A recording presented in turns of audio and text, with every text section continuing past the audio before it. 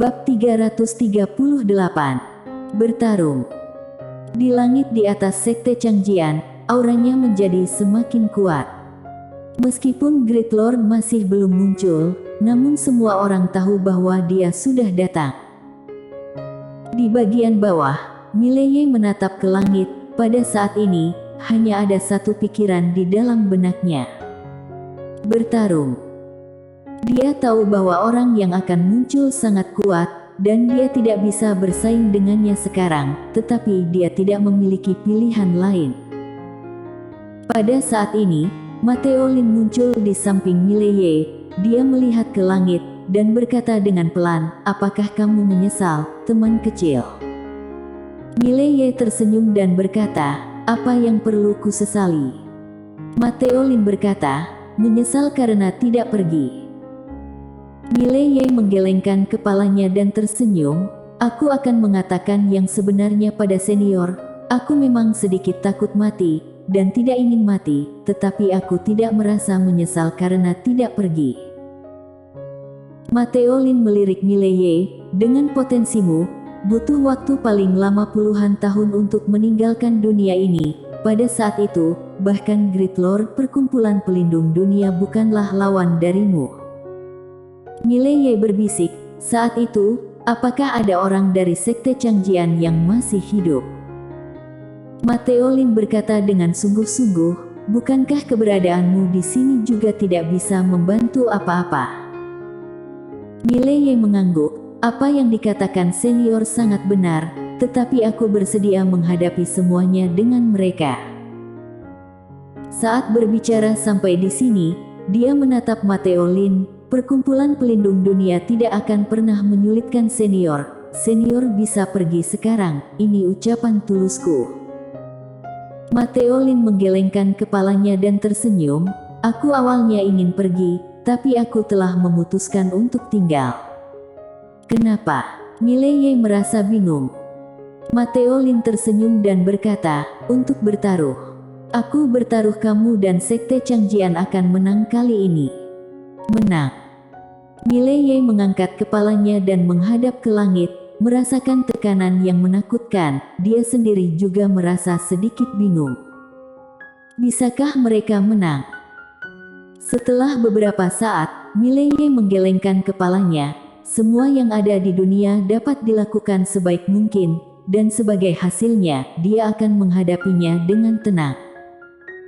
Jika sudah melakukan yang terbaik, maka tidak akan ada rasa penyesalan. Pada saat ini, Brian Chen dan yang lainnya keluar, merasakan tekanan langit yang menakutkan, dan raut wajah semua orang tampak serius. Master semacam ini tidak diragukan lagi adalah dewa bagi para kultivator di dunia Qincang. Pada saat ini, Lord Man Lu tiba-tiba muncul di atas kepala semua orang. Dia melihat ke bawah, dan akhirnya, matanya tertuju pada Mileye. "Mileye, apakah kamu sudah merasakannya? Bagi perkumpulan pelindung duniaku, kamu hanyalah seekor semut." Mileye tersenyum dan berkata, "Lord Man Lu, kamu adalah master yang sudah lama terkenal. Hari ini, aku, Mileye, ingin menantangmu. Tidak tahu apakah kamu berani menerima tantanganku atau tidak." Menantang Lord Man Lu. Mendengar ini, semua orang di sekitar terkejut.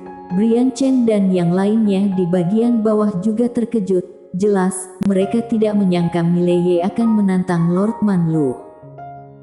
Brian Chen memandang Mileye dan berkata dengan sungguh-sungguh, "Jangan bertindak dengan impulsif." Mileye tersenyum dan berkata, "Aku tidak bertindak dengan impulsif.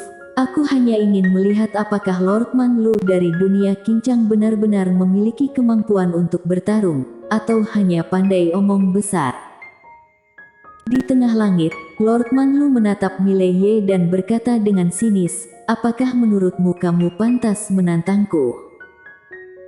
Mileye tiba-tiba naik ke atas langit dan datang ke seberang Lord Man Lu. Dia menghadap Lord Man Lu, "Hanya perlu satu kalimat, apakah kamu ingin bertarung atau tidak?" Di sekeliling, semua orang memandang Lord Man Lu. Lord Manlu menatap Mileye lekat-lekat.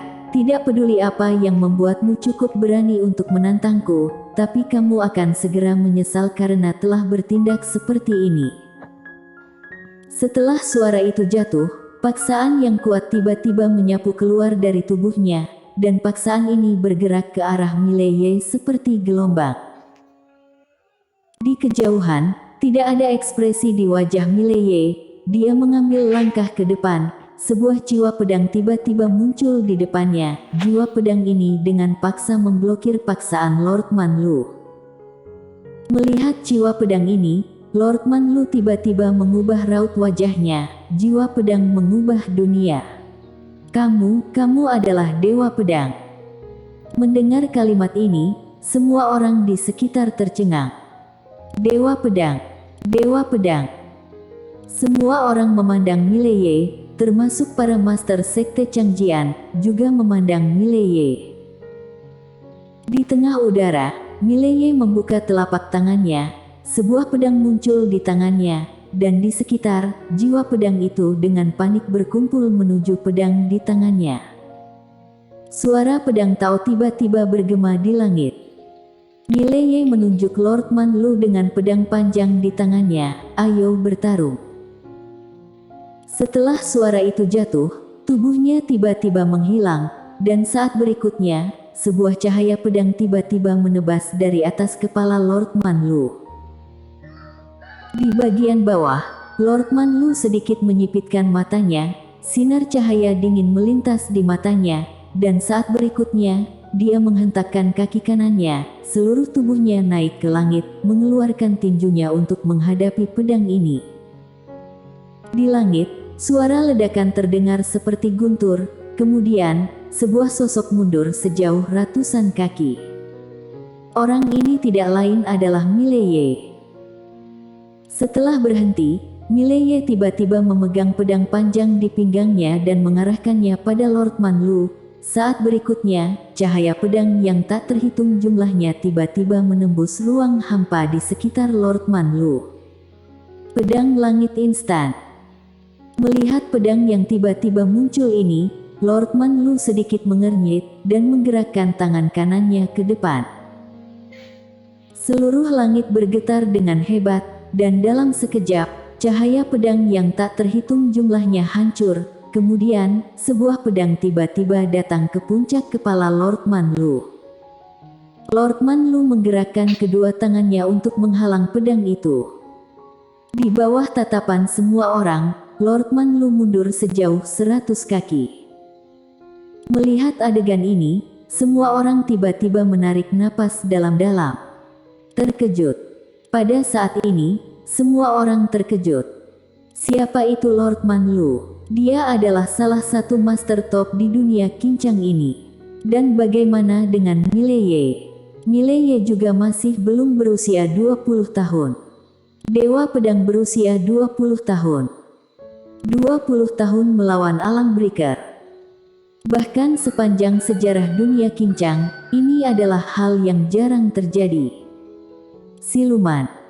Benar-benar seorang siluman. Saat ini, kekuatan di balik perkumpulan pelindung dunia sedikit merasa ketakutan. Jika Mileye tidak mati, sekali biarkan dia tumbuh dewasa, pada saat itu, siapa yang bisa menghentikan Mileye ini? Saat memikirkan hal ini, ketika banyak orang memandang Mileye, mereka sudah memiliki jiwa pembunuhan di dalam mata mereka, dan tentu saja, beberapa orang memiliki niat untuk mundur. Monster ini benar-benar menakutkan. Dan di bagian bawah, para murid dan tetua sekte Changjian yang tak terhitung jumlahnya merasa sangat gembira. Dewa Pedang, yang berusia kurang dari 20 tahun. Ini benar-benar memiliki keberadaan yang sama dengan guru leluhur kakek mereka pada saat itu. Dengan adanya Mileye, sekte Changjian akan bisa berkembang. Di tengah udara, Lord Manlu menatap Mileye, ekspresinya sedikit muram. Mileye, kamu benar-benar sangat mengejutkanku. Aku kira paling tidak kamu berada di alam Archon sejati, tetapi tidak pernah membayangkan bahwa kamu tidak hanya mencapai alam Archon sejati, tetapi juga menjadi Dewa Pedang.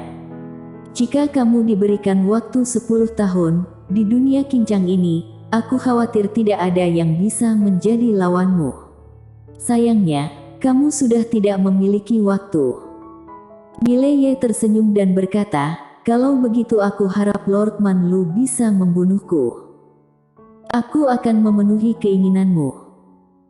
Suara Lord Manlu jatuh, dia menghilang langsung di tempat. Saat berikutnya, sebuah bayangan tiba-tiba menyapu ke depan Mileye, diikuti oleh jejak telapak tangan yang jatuh dari atas kepala Mileye. Pada saat ini, ruang hampa di sekitar Mileye terbelah. Jelas, Lord Manlu benar-benar telah mengerahkan seluruh kekuatannya. Karena bakat Mileye, benar-benar membuatnya merasa takut. Jika Mileye tidak disingkirkan sekarang, maka perkumpulan pelindung dunia akan hancur di masa depan. Di bagian bawah telapak tangan, Mileye tampak tenang. Tiba-tiba, dia menusuk dengan pedangnya. Jurus satu pedang menentukan hidup dan mati.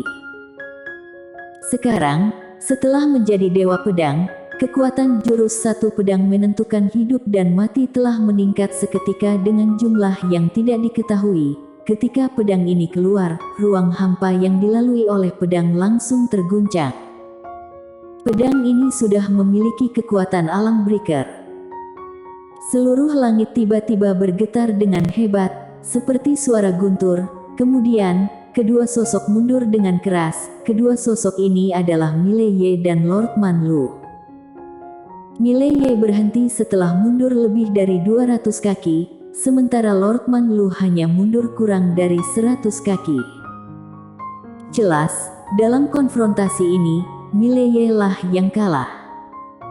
Mileye mengangkat kepalanya untuk menghadap Lord Manlu di kejauhan. Ekspresinya cukup terlihat serius. Pada saat ini seluruh lengan kanannya telah mati rasa. Tidak hanya itu, pedang di tangannya benar-benar retak. Terluka oleh kekuatan materi gelap. Di seberang Mileye, ekspresi Lord Manlu juga tampak sedikit bermartabat, karena dia telah mengerahkan seluruh kekuatannya untuk mengeluarkan pukulan tadi, dan tujuannya adalah untuk membunuh Mileye dengan cepat, untuk menghindari masalah di masa depan. Namun, Mileye malah menerima pukulannya. Menerima. Lord Manlu menghela napas, niat membunuh melonjak di dalam matanya. Mileye ini harus mati. Saat berikutnya, Lord Manlu tiba-tiba terbang keluar. Kekuatan yang kuat tiba-tiba berkumpul dari lengan kanannya. Ketika dia datang ke depan Mileye, tangan kanannya tiba-tiba memegang segel. Saat berikutnya, dia sedikit menggoyangkannya di depan. Begitu jejak tangan keluar, ruang hampa di depan Mileye langsung terdistorsi, diikuti oleh getaran. Muncul retakan yang tak terhitung jumlahnya di tengah ruang hampa. Turbulensi ruang hampa. Melihat adegan ini, raut wajah Mileye berubah drastis, tetapi dia tidak merasa panik. Dia buru-buru mendesak aturan Tao ruang hampa. Dalam sekejap, ruang-ruang hampa mulai sembuh secara otomatis, dan dalam setengah napas, semua ruang hampa yang retak telah diperbaiki. Pada saat ini, semua orang tercengang. Bahkan Lord Manlu tercengang pada saat ini. Dia menatap Mileye dengan tidak percaya. Ini mustahil, bagaimana kamu bisa memperbaiki ruang hampa? Tidak hanya Lord Manlu, bahkan Brian Chen dan yang lainnya yang berada di bagian bawah juga merasa bingung. Kalian harus tahu, mereka dapat membuka ruang hampa, tetapi jika ingin memperbaiki ruang hampa itu sama sekali tidak mungkin. Tapi Mileye berhasil melakukannya. Itu sama sekali tidak masuk akal. Di tengah udara, Lord Manlu menatap Mileye, bagaimana caramu melakukannya? Kamu. Mileye tersenyum dan berkata, apakah kamu ingin tahu? Lord Manlu menatap Mileye lekat-lekat, bagaimana caramu melakukannya? Mileye menyeringai, Panggil aku kakek dan aku akan memberitahumu. Raut wajah Lord Manlu langsung berubah muram, dasar tidak tahu diri. Setelah suara itu jatuh, dia langsung terbang menuju Mileye. Di kejauhan, sudut mulut Mileye sedikit terangkat, dan saat berikutnya, kekuatan ruang hampa di sekitarnya tiba-tiba berkumpul ke arahnya, dan dalam sekejap, pedang mengembun. Pedang ruang hampa. Ketika pedang ruang hampa sudah dipadatkan, Mileye meraihnya, dan pada saat yang sama, jiwa pedang baik dan jahat dengan gila-gilaan dituangkan ke dalam pedang ruang hampa. Di depan Mileye, ketika melihat pedang ruang hampa di tangan Mileye, raut wajah Lord Manlu berubah drastis. Intuisinya mengatakan kepadanya bahwa itu berbahaya. Dan tepat pada saat ini, Mileye tiba-tiba menebas ke arahnya dengan pedangnya. Saat pedang lewat, ruang hampa bergetar, yang sedang beresonansi. Setelah hening beberapa saat, cahaya pedang tiba-tiba meletus dari langit, kemudian, sebuah sosok mundur dengan cepat.